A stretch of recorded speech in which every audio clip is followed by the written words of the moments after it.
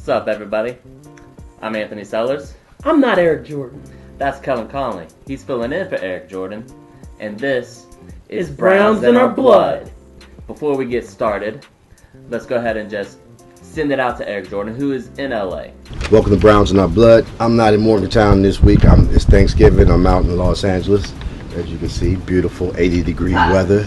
I'm enjoying it, but I still watch the game. A few things I saw this week with my Browns. Matthew Days needs more touches. This is ridiculous.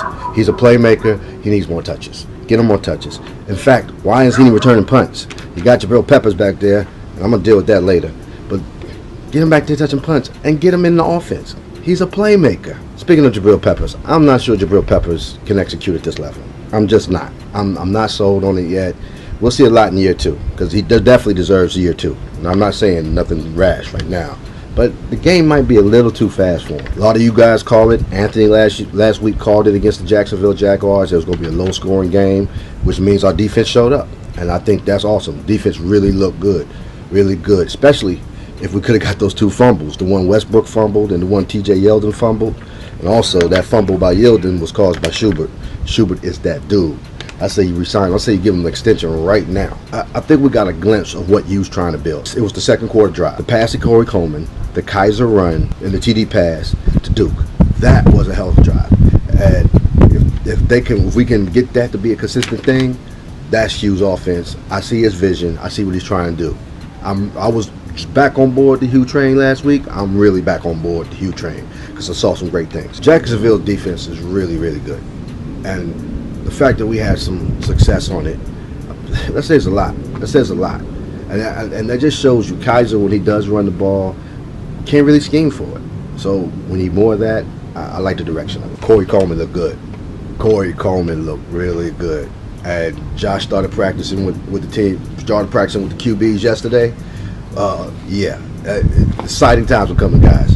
You know, Hugh said it's like a new toy. He knows what's in the box, but he just wants to see what the toy can do. I understand exactly what he's saying. The combination of Corey Coleman, Duke Johnson, and Josh Gordon, and Kaiser, and don't forget Njoku. It can be serious. I scored 10-7 in the fourth quarter for us. That's like a win almost. That is like a serious win. I mean, y'all got to see the progress on that. You got to see the progress on 10-7 in the fourth quarter with a defense like Jacksonville. I mean, they hold us to 7 points, but still, our defense is holding them to 10. Kaiser's definitely young. He's making young mistakes. He's making playmaker mistakes, though, too, which I'm cool with because he's trying to really make plays, you know. Might hold the ball too long, might not, you know. This is stuff, hopefully, if he learns from, he'll be better. That's the whole thing. Does he learn from his mistakes? We won't see that until next year. And if this is a glimpse of what he was trying to do, I'm all on board.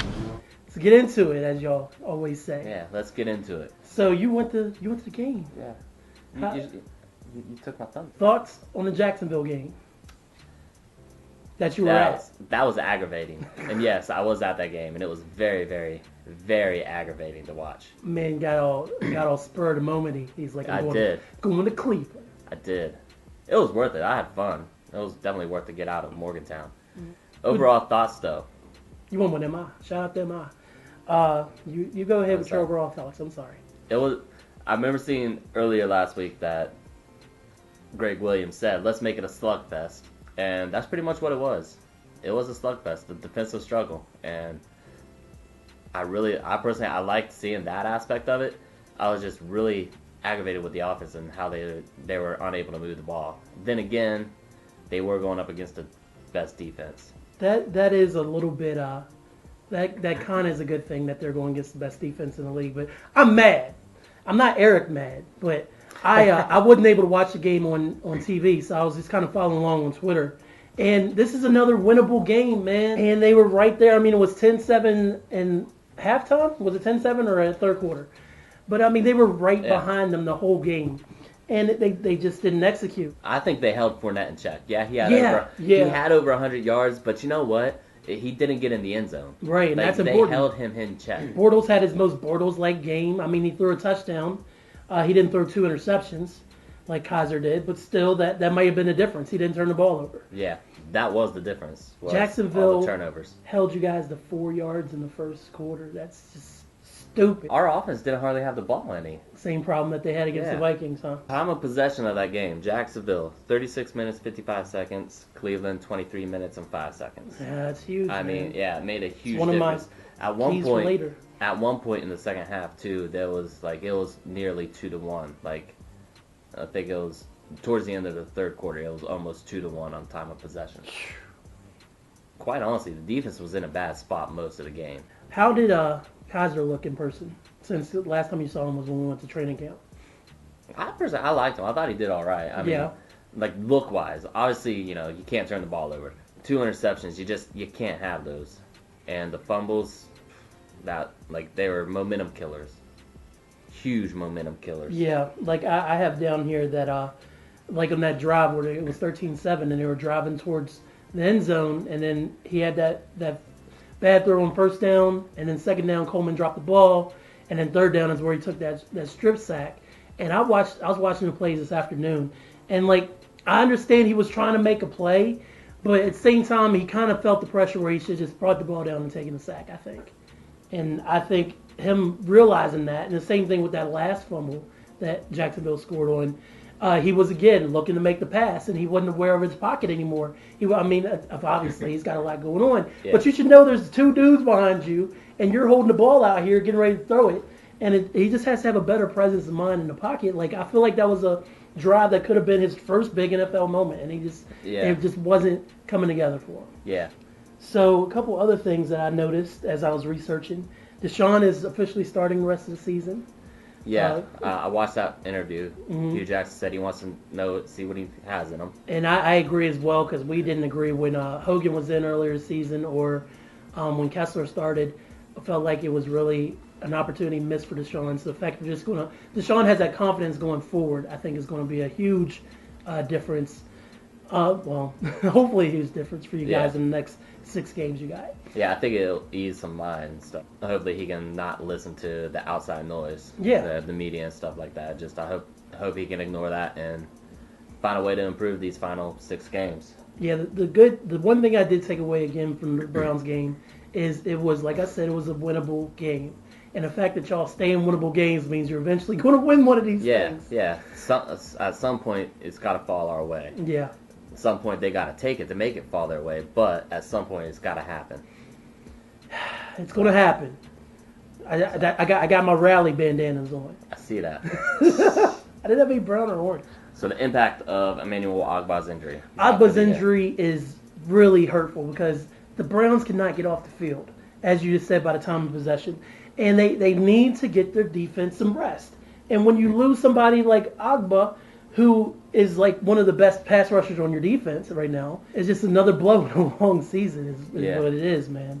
He made such a huge leap this year from last year, too. Because last year he couldn't stop the run, really. And he was playing out of position, too, last year. Or was he playing outside linebacker? Yeah. Because he was in a 3-4. He's a DE, yeah. Yeah. So that helps out. I think he's playing lights out, so I think it does hurt. Yeah. But I also said this when the Collins injury came up when we talked about it. The defense has so much more depth than what the offense does, in my opinion. That your depth chart is crazy. I was looking at it today. The defense it can sustain these kind of injuries and keep going, and not miss as much of a beat as what the offense would. They just got to get out of third down, man. Yeah, every problem is predicated on the offense right now. Mm-hmm. From my perspective. Yeah, I agree as well. Also, Ogbah did say today that he thought Nassib and Orchard were filling his shoes quite nicely. He had plenty of faith in them to step up, but of course the lack of a pass rush, if it really develops, that is, where the Browns just can't get to the quarterback. With your next 6 opponents, man, you got a bunch of gunslingers coming up. And I don't know if Rodgers is going to be back for Week 14 at Green Bay. Doubtful. So I don't know, man. I heard he might make it back for the regular season. So you just got a bunch of well, Chicago doesn't. You just got a bunch of quarterbacks that need to be pressured. And that's my main concern about this injury. Hopefully it doesn't make a difference. Hopefully one will just replace the fallen one, like the depth chart says is there, and you guys will just get better on getting off the field and competing with that time of possession. Yeah, but I think that segues perfect into the next thing, because our next segment is a player spotlight on James Burgess, who was replacing Jamie Collins, and only I think validates the whole thing about the depth chart because he had 16 tackles. 16 tackles. I saw that and I was like, and man. 1 sack. Yeah, 16 tackles and 1 sack. 7 solo tackles, man. My man was out there handling business. He really was. There was at one point in the game, like third quarter, Jonathan looked over at me. He's like, he's been in a lot of plays. Yeah. I was like, yeah, he really has. He really played a great game. And the fact that he's only in his second year and he just got on the Brown squad last December, and now he has worked his way not only into being on the main roster, but now he's starting thanks to Collins' injury. It's a real big chance for him to make a huge impact as far as, his next step in his career for the Browns, just period. Yeah, I was thoroughly impressed. He was everywhere. He couldn't chase down Bortles on one play, though. and Bortles got a first down, and that kind of miffed That's me aggravating. a little bit. That's football. Yeah, exactly. I think what miffed me about it is Bortles kind of looked back at him and started jawing as he went out of bounds. Right. And I just wanted to, of course. if I could have reached down on the field and smacked Bortles, I would have. Definitely want Blake Bortles talking on you. He's only 23 too, so he's young, and again goes into the whole theme of your system is young guys and learning how to play together and building from the ground up. So I really like this kid, and I'd like to see him, even though he's only in second year. I think him and Miles could develop the same thing that Miles developed with Ogbah, with them coming together so well and kind of guiding the defensive unit. I think he could step into that role and just make y'all really strong as far as these next 6 games go. Player spotlight for the next one. Got 2 player spotlights this week. This one I put in because of the text that you sent me 2 texts in a row. I was mad, man. 2 texts in a row, one right after another. I think I'm allowed to be mad. Garbage. I did not like you calling my players garbage. My team's players garbage. I care. And that's kind of what he did. I care. That's why I call him garbage because I care. Because we're putting the spotlight on Corey Coleman this week. I call him garbage because I care. So what was the stat line? I'll let you go with the stat line. Corey Coleman? Yeah. He had 6 catches for 80 yards. On 8 targets. On 8 targets. 1 drop. One crucial drop. One crucial and drop. that's the one I texted him about, though, because it was like, that's when the Browns were driving, and I was like watching on Twitter. I'm like, oh man, they're gonna do it. They're gonna at least tie the game. At least tie the game. And it's like Coleman with the drop, and then Twitter just jumps on him. It's like, oh. And I jumped on Kaiser just because, this is before the strip sack. The first one is frustrating. I keep forgetting he's a rookie. Is my problem. I keep forgetting that, and I shouldn't. This is my adopted team, so to speak. And I should know he's a rookie, but it's just like I want him to be able to succeed. And he has rare glimpses where he succeeds, and then he just makes stupid mistakes, and it's just so frustrating. But back to Corey Coleman. I think it was a much-needed help on the team because it got to a point where Kaiser just keyed in on Coleman and said, screw it, let's go and get it to him. And it showed, and that was one of the drives. He got 2 catches. And then Duke Johnson got the touchdown catch. You guys got a wide receiver. Yeah, that's finally. Huge, man. After struggling since Coleman went out, because he went out in game 1. So I actually think I'm excited to see Coleman and Gordon on the field together because Gordon has started practicing this week. And cautiously optimistic. That a lot could happen between now and week 13 when y'all play against the Chargers in L.A. But that's when Josh is supposed to come back. And if Josh and Coleman are lining up on the field together, I feel 40% better about Kaiser being the quarterback, personally. Yeah. It just depends on what Gordon are we going to get. I think he's focused, man. I hope so. I hope so. He's worked hard, man. I'm going to stay cautiously optimistic. I was more with you at the beginning of the season where I didn't think he would make it back. Or where it wouldn't be an issue. It's proven to be an issue, so. I think he wants to play, and I think for the next 6 games we're going to get the best version of Josh Gordon we can get for an abbreviated season. And Corey Coleman. You mean next 5 games? Next 5 games. No, you're only 10. You're 0-10. Oh, my bad. Next 5 games, you're going to get the best. The last Gordon. 5 games, yeah. But I did want to say that I think Coleman will be super dangerous once teams have to key in on Gordon. As long as Gordon is, people still perceive him to be a threat. I think he could be one of the best wide receivers in the second half of the season. I'm real excited for that. Anything positive? Yeah. Power positivity. What's your key for beating Cincinnati? Stop the run game and stop A.J. Green. Yeah, that's about it. I have some bullet points. I think Duke needs to be the lead back. I really feel like you're 0-10. Crowell has had flashes. I know that y'all talked earlier this season about staying with the run game. I feel like give Duke the ball from down one and have Crowell be the change of pace back. And I think that could change things up for the offense. It's just because he's a little bit more versatile than Crowell is. And y'all need that. He didn't have a great game this week, but he was good in Detroit.